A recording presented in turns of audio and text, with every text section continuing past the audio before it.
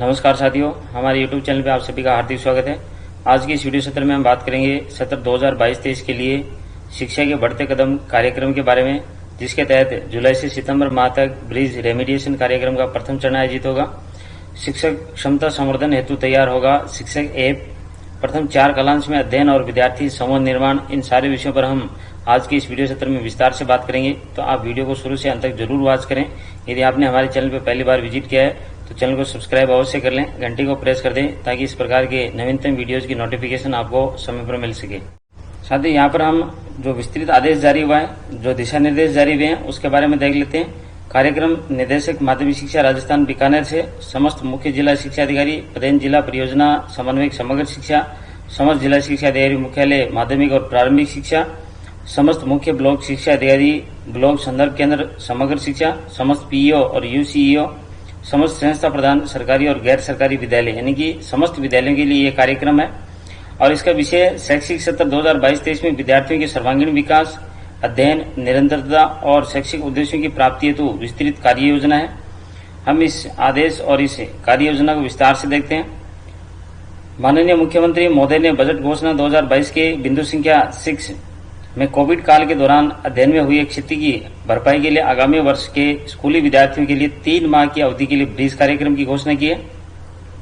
इस कार्यक्रम में विभाग द्वारा लर्निंग लॉस की पूर्ति व लर्निंग की पुनः प्राप्ति, विद्यार्थियों की सर्वांगीण विकास, अध्ययन की निरंतरता, शैक्षणिक उद्देश्यों की प्राप्ति के लिए सतत आकलन एवं तदनुसार रेमेडिएशन कार्यक्रम हेतु राजस्थान में शिक्षा के बढ़ते कदम कार्यक्रम का आरंभ किया जाना है।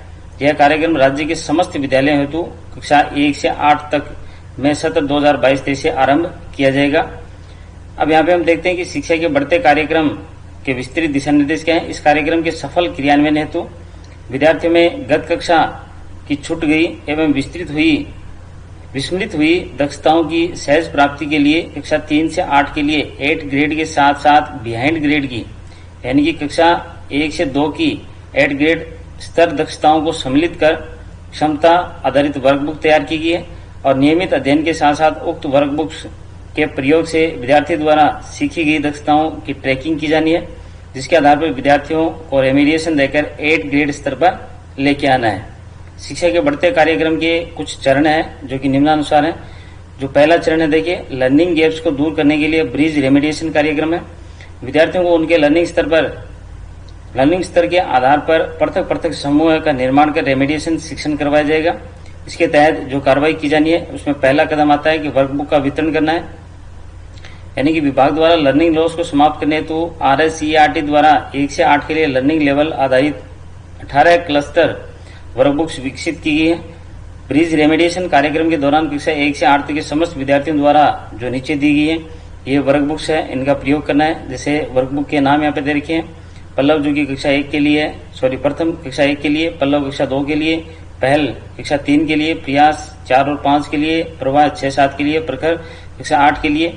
और यहाँ पे सीखने का जो स्तर है वो भी यहाँ पे बताया हुआ है और विषय कौन कौन से, जिन विषयों की यहाँ पे वर्कबुक प्रदान की जानी है। ये वर्कबुक जुलाई माह तक CBO कार्यालयों तक संसद द्वारा ब्लॉक स्तर तदनुसार विद्यालय में पहुंचाई जाएंगी, यानी कि विद्यालय में आने के बाद में ये लगभग 1 सप्ताह के भीतर ही कार्य पुस्तिकाओं की वितरण संबंधी कार्य किया जाना है और कार्य पुस्तिका वितरण का जो समस्त डेटा है वो शाला दर्पण मॉड्यूल पर भी अपलोड किया जाना है। ब्रिज रेमिडिएशन कार्यक्रम के जो चरण बताए गए हैं, समस्त विद्यालयों में जुलाई 2022 से अप्रैल 2023 तक यानी कि पूरे वर्ष पर्यंत, सत्र पर्यंत रेमिडिएशन कार्यक्रम चरणबद्ध रूप से संचालित होगा। प्रथम चरण में कक्षा के सभी विद्यार्थियों को बिहाइंड ग्रेड दक्षता आधारित होगा। जुलाई 2022 से सितंबर 2022 तक प्रत्येक सप्ताह सोमवार से शुक्रवार प्रति दिवस कुल 8 कालांश में से प्रथम 4 कालांश में वर्कबुक आधारित शिक्षण कार्य अर्थात रेमिडिएशन शिक्षण के लिए निर्धारित रहेंगे और जो शेष कालांश है वो 8 ग्रेड की विषय वस्तु अध्यापन कराया जाएगा, यानी कि प्रथम 4 कालांश में बिहाइंड ग्रेड यानी कि वर्कबुक आधारित शिक्षण होगा अथवा आप कह सकते हो कि रेमिडिएशन शिक्षण होगा और शेष 4 कालांश में 8 ग्रेड शिक्षण कार्य उनको करवाया जाना है। रेमिडिएशन शिक्षण के दौरान विद्यार्थियों को लर्निंग लेवल के आधार पर 2 समूहों में बांटकर पृथक बैठाया जाएगा। द्वितीय चरण यानी कि विद्यार्थियों को रेमिडिएशन प्रोग्राम की अवधि के दौरान अलग अलग निर्देश प्राप्त होंगे। अक्टूबर 2022 से अप्रैल 2023 तक प्रत्येक सप्ताह सोमवार से शुक्रवार प्रति दिवस प्रथम 2 कालांश रेमिडिएशन शिक्षण के लिए निर्धारित रहेंगे। इसके लिए विस्तृत दिशा निर्देश प्रदान किए जाएंगे। यहाँ पे कक्षा कक्षीय प्रक्रिया क्या रखनी है ये बताया गया है। कार्य पुस्तिका के उपलब्ध होने तक विद्यार्थियों का अभ्यास कार्य जारी रह सके, इस हेतु कार्य पुस्तिका के उपलब्ध होने तक कक्षा 1 से 8 तक की हिंदी, गणित और अंग्रेजी विषय की कार्य पुस्तिकाओं को समसा का जो पोर्टल है वहां से आप इसको डाउनलोड कर सकते हैं और विद्यार्थियों को अभ्यास करवा सकते हैं। ब्रिज रेमिडिएशन प्रोग्राम के दौरान 4 महत्वपूर्ण कक्षा प्रक्रियाओं शिक्षण, अभ्यास, आकलन और समर्थन का पालन भी किया जाना है। जो 4 दक्षता आधारित प्रक्रियाएं हैं यहाँ पे, जैसे शिक्षण, अभ्यास, आकलन और समर्थन, इन 4 प्रक्रियाओं का यहाँ पे नीचे विस्तार से बताया है। दक्षता आधारित और गतिविधि आधारित शिक्षण, दक्षता आधारित अभ्यास के लिए कार्य पुस्तिका, नियमित साप्ताहिक आकलन और नियमित कार्य पुस्तिका जांच और विद्यार्थी का फीडबैक, यहाँ पे ये इसका पूरा विवरण है। और यहाँ पे स्रोत क्या रहेगा, जैसे एबीएल किट कक्षा 3 से 5 के लिए, यहाँ पे जो दूसरी यहाँ पे कक्षा कक्षीय प्रक्रिया है उसमें कार्य पुस्तिका, तीसरे के लिए भी कार्य पुस्तिका, और चौथा है नियमित कार्य पुस्तिका जांच और उसका फीडबैक लेना। विद्यार्थी समूहन का निर्माण किया जाना है। तो यहाँ पे विद्यार्थी समूहन के अंतर्गत बेसलाइन आकलन जो कि 15 जुलाई तक किया जाना है, और इस बेसलाइन आकलन के आधार पर ही विद्यार्थियों का समूह निर्माण करना है। जिन विद्यालयों में वर्क बुक्स उपलब्ध नहीं हो पाई है उनके संस्था प्रधान शिक्षकों को पूर्व उल्लेखित समसा पोर्टल से बेसलाइन आकलन शीट डाउनलोड करनी है, और शिक्षकों द्वारा 10 जुलाई तक कक्षा 1 से 8 तक के सभी विद्यार्थियों का बेसलाइन आकलन कर लिया जाना है। विद्यार्थियों को बेसलाइन आकलन में प्रदर्शन के आधार पर लर्निंग लेवल के अनुसार 2 समूहों में समूहीकृत करना है। शिक्षकों द्वारा वर्कबुक में ग्रुपिंग टूल का उपयोग करके 60% से अधिक स्कोर करने वाले विद्यार्थियों को समूह 1 में और 60% से कम आने वालों को समूह 2 में इनको समूहीकृत किया जाना है। इसके अलावा संस्था प्रधान द्वारा समूह 1 और समूह 2 के लिए निर्धारित शिक्षकों के नामों की प्रविष्टि भी शाला दर्पण मॉड्यूल पर 25 जुलाई तक की जानी है। जैसे विद्यालय का प्रकार है एकल शिक्षक प्राथमिक विद्यालय, वहां पे शिक्षक 1 यानी कि समूह 1 कक्षा 1 से 2 के लिए, समूह 2 कक्षा 3 से 5 यानी कि कम दक्ष विद्यार्थी, और समूह 3 जो बनाना है उसमें कक्षा 3 से 5 के लिए अधिक दक्ष विद्यार्थी का होगा।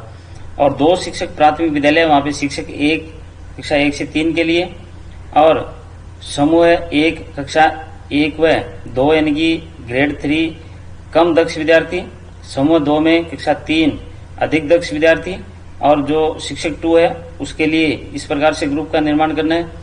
इसी तरह से 3 शिक्षक प्राथमिक विद्यालय हैं उनके लिए भी अलग अलग शिक्षक के अनुसार उनके कार्य यानी कि ग्रुपिंग का निर्माण और शाला दर्पण पोर्टल पर इनकी नामों की प्रविष्टि इस प्रकार से करनी है। 2 शिक्षक उच्च प्राथमिक विद्यालयों के लिए, इसी तरह से ये पूरा आदेश है आपको डिस्क्रिप्शन बॉक्स में मिल जाएगा।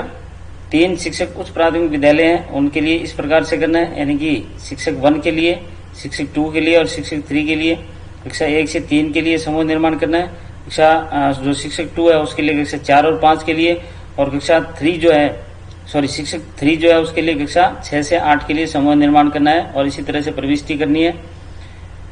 इसी तरह से 4 शिक्षक उच्च प्राथमिक विद्यालय जो है वहां पे शिक्षक 1 के लिए कक्षा 1 से 3, शिक्षक 2 के लिए 4 से 5, कक्षा 6 और 7 के लिए शिक्षक 3, शिक्षक 4 के लिए कक्षा 8 का।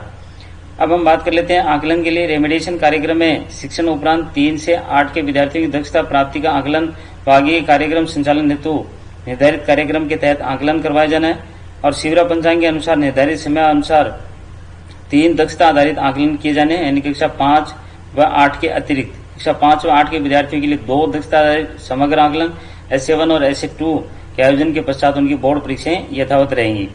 उसके बाद में आता है बेसलाइन आकलन उनका करना है। रेमिडिएशन कार्यक्रम के प्रथम चरण में 10 दिवस के भीतर ही लर्निंग लेवल की जांच के लिए वर्कबुक में 10 अभ्यास वर्कशीट्स के बाद में किया जाएगा। बेसलाइन आकलन विद्यार्थियों द्वारा करवाना है। बेसलाइन आकलन में विद्यार्थी के प्रदर्शन का वर्कबुक में रिकॉर्ड संधारण किया जाना है, और इसकी प्रविष्टि शाला दर्पण मॉड्यूल पर 15 जुलाई तक करनी है। जिन विद्यालयों में वर्कबुक उपलब्ध नहीं है वही यहाँ पे है कि समसा पोर्टल से आप बेसलाइन आकलन शीट डाउनलोड कर उपलब्ध करवाएंगे, और उसके बाद में विद्यार्थियों का समूह निर्माण करेंगे। रचनात्मक आकलन भी विद्यार्थियों से करवाना है, यानी कि विद्यार्थियों द्वारा अध्ययन की उपलब्धि के समयबद्ध आकलन है तो वर्क बुक में 4-5 वर्कशीट को पूरा करने पर रचनात्मक आकलन उपलब्ध है। रचनात्मक आकलन के बाद में उनका योगात्मक आकलन आता है। योगात्मक आकलन प्रपत्र के 2 भाग होते हैं, A और B। इसके बारे में आप विस्तार से इस आदेश को पढ़ सकते हैं।